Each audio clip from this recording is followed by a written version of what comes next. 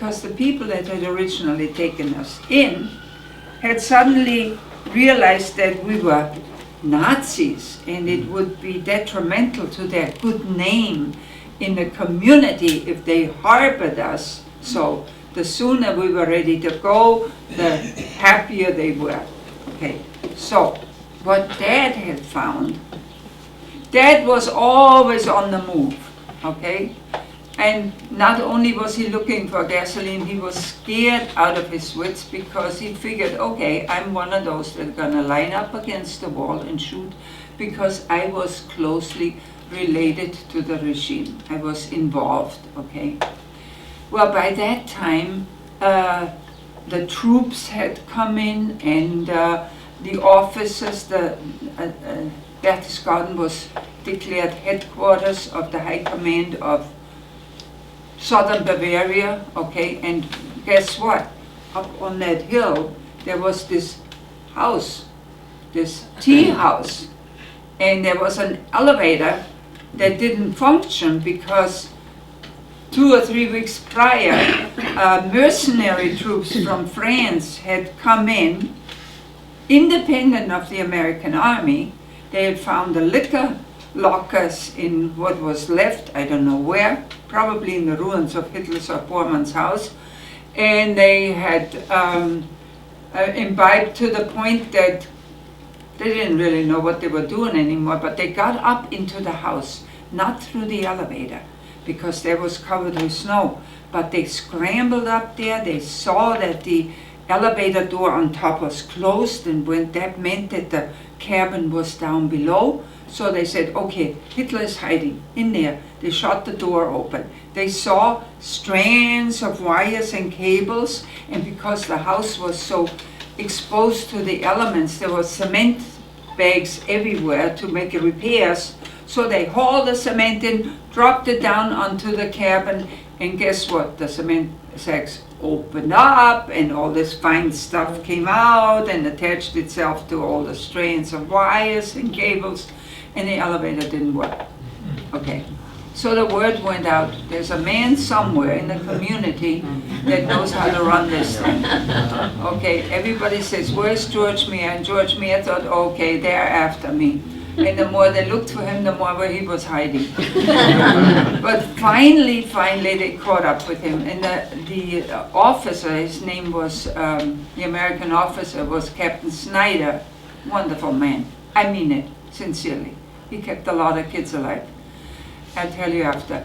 He got a hold of Dad and through an interpreter said, you need to fix this elevator. And Father had enough gumption to say, I'm sorry, I can't. I gotta look for a place to live for my family.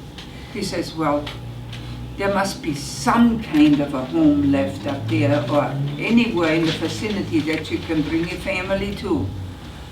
And Dad said, yes, it's the former home of Albert Speer, the Minister for Armament. All right, he said, move in. Yes, I would, but we have absolutely nothing. We have no beds, no table, no chair, nothing to sit on, not a pot to cook in.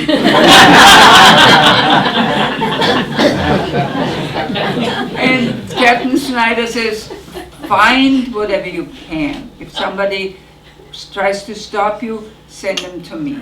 Okay, Dad with his little motorcycle and his sidecar was scrounging the neighborhood. He would move stuff like you wouldn't believe.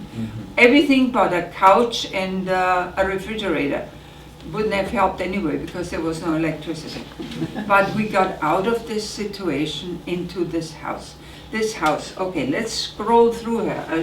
It'll be quite in the middle somewhere that I show you what that house looked like. That's Hitler's house.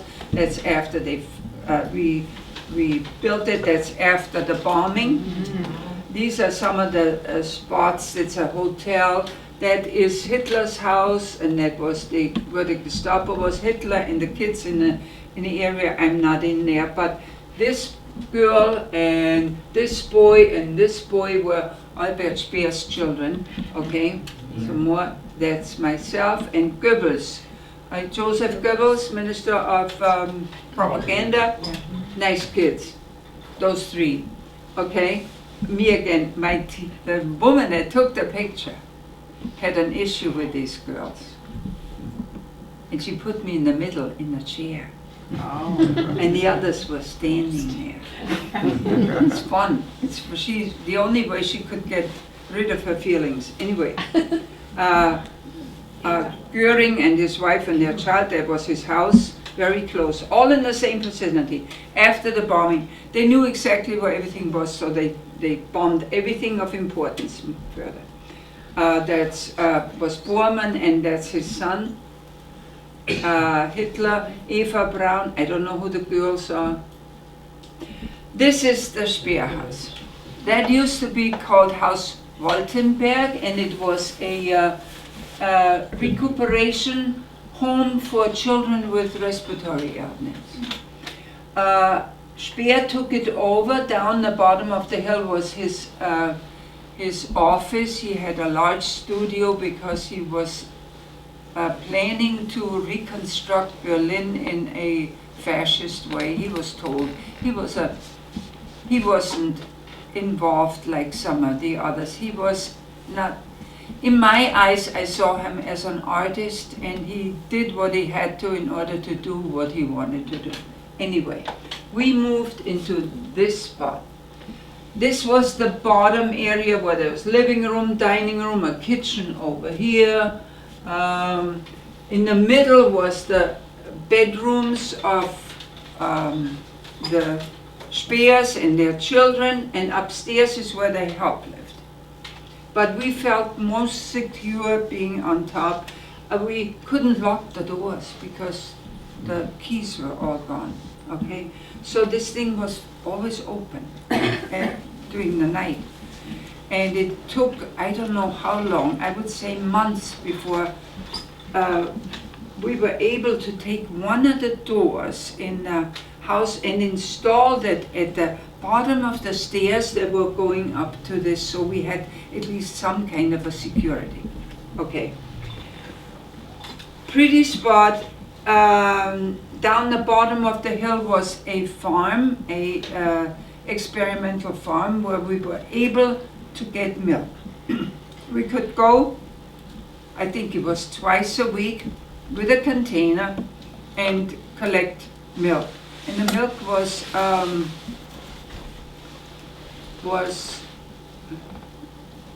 it had no fat contents. I don't know why. I don't think does it have anything to do with cows if they don't give fatty milk? I don't know, but it was as blue as your jacket. Anyway, but at least we had milk. All right, we had bread and we had milk and we had dandelion greens. It was becoming June by then, and there were little bitty apples on these apple trees here. There was an orchard right down here. The worst part was the water supply was interrupted, so our drinking water was tainted, and we all had dysentery. And in connection with green apples, the results was overwhelming. Okay, at least we had a flush toilet. We had water supply. It was just, it shouldn't. We boiled it because that's the only way we felt we could get rid of this thing. All right, so we sat up there, and Dad was working for the American Army up in the Eagle's Nest, and he recruited whoever he could to help clean the strains of this elevator. Got it going because Dwight Eisenhower was going to show up, and they wanted him to ride up in that elevator. By the way, he took also 2 chairs out of the Eagle's Nest to bring home. So, I mean, comfortable chairs, okay? Not just kitchen chairs. He packed them on top of that little, you have no idea, he looked hilarious. One time he brought a box, the size of this lectern, about this high, and it was full of cubes of dried soup. Elation. Until 5 months later when we couldn't smell the stuff anymore. 2 flavors. pea soup and spring soup. I don't know what part of spring was in that soup.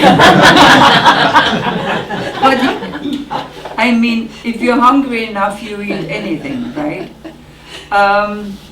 My mother, I was 12, okay. I was forever hungry. And she had this gentle way of halfway through her meal, whatever it was, she would push it off and she said, I just can't eat this anymore. Would you like it? Of course! Pass it over, you know. She just knew a young kid needed nourishment. My sister, I don't know how she managed, but none of us, I didn't get ill. I lost some of my teeth because something was lacking in the diet, okay? But I don't have rickets, I don't have a debilitating illness. We made it through. It's amazing. My mother she was 90 pounds soaking wet. She couldn't go down into the village and shop. So for a whole year we had no school, believe it or not, a whole year.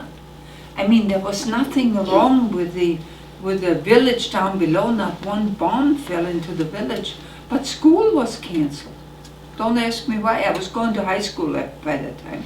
German system is 4 years of grade school, then you can pass a test if you want to go to high school, which you had to pay for in those days, not anymore. And also, no, university is free in Germany too, if you keep up your grades. If you don't, they ask you to leave. Anyway, she sent me shopping. And there again, I would show up, I've had my money, and I'd stood in line for hours because that's what everybody else did. And when I got into the counter, everything was gone. And it was not only, I was angry because I was looking forward to food. I never gave it a thought that I was discriminated against. I figured, well, they ran out of food and that was that, okay? Now I'm gonna, before I get turned off again, all right. Okay, one incident that was really interesting. Because the army was up in that area where Hitler had his home, and there was a beautiful old hotel. No, it was an old hotel that had been transferred into a very modern, beautiful hotel that held soldiers on sick leave during the war, okay? It was damaged, but not bad enough that it can't be used. That's where Captain Snyder moved in with his troops. And Captain Snyder was a fighting soldier. He was not the soldiers that came after not an occupational soldier. Captain Snyder knew what war meant in a totally different way. And of course, there was everything there for the soldiers to eat, and they didn't eat everything, and stuff was left.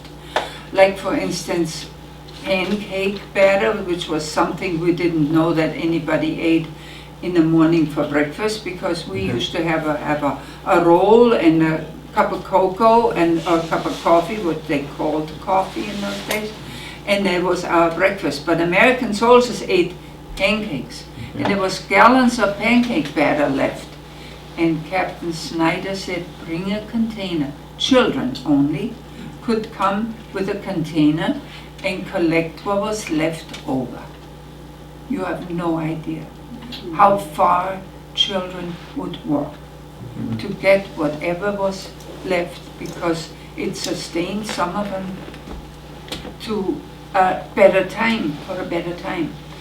The occupational officer after, oh, by the way, Captain Snyder was Jewish. He had absolutely every reason to be vindictive, but he wasn't. He was a kind man. The man that came after him, he poured gasoline on the stuff. Okay, all the freebies were gone. Anyway, all right. So in order to there were checkpoints before the war ended all over the place because it was a restricted area. Well, there were army posts now at these checkpoints. And my sister and I used to have to come down here and around here where the main road down to town was. In the little below there was another checkpoint. All right, we were walking down the road, I shall never forget it. And the guy's in his little guardhouse, and we just walked by, and when we were down the road, maybe half the length of this room, he came out and yelled, "Halt!" And we looked back, and he had his gun, and we said, "What's wrong with this guy?" And we just kept going. We were just young people going to town hoping to find some groceries. You know what this guy did? He shot into the street. Okay? Bullets ricocheting all over the place. Well, we ran like we had never run before. Fortunately, the road is curvy, and he couldn't leave his post to go after us. Can you believe that? Anyway, but that's war. That is war. This is what the sickest part about is, because people forget that we're all mortal and we all bleed when we're cut and all of that. It was a crazy time. Anyway, going back to school now, when they finally opened again, in the meantime, when you're 12 and you're going on 13, you grow like a weed, and suddenly my shoes didn't fit anymore. This is all personal, okay? All my memories are personal. Okay, you think you could get a pair of shoes anywhere? Absolutely nothing. First of all, if you wanted eggs, butter, and maybe a slice of bacon or something, you went to a farmer. These farmers were milk farmers, okay? But they all kept chickens and pigs and all that, so the farmer would say, "What you got to trade?" All right, what have I got to trade? My mother, we didn't even have clothes anymore, because it was all, we didn't keep our clothes in the cellar, and what was above the cellar was all gone. Well, he said, "You got Persian rugs?" Yeah, no. "Have you got gold?" My wedding ring. And "I'm not giving that up." Well, sorry. They had specific things they wanted. Milk of human kindness did not flow in their veins, but we still survived, okay? So, where do I get a pair of shoes? Summer was easy. When we were living up there and I didn't have to go to school, I went barefoot, all right? That helped, that worked. But when it became fall and winter, option was removed. So Dad had a pair of boots. And they were a yellow that was downright disgusting. But it was the only thing that I had to put on my feet, okay? And believe it or not, the war ended in 1945, and until the currency was changed in 1947, when all the money that you had became literally worthless. It wasn't an exchange for 1 for 1, or maybe 1 for 5 or 1 for 10. It was just what you had prior to that didn't matter. You were allotted 40 D-Mark, Deutsche Mark, and that's per person. And that's what you had to work with until you had your next paycheck, where you were paid in D-Mark. Well, my parents had saved, it was one of those situations, someday we'll be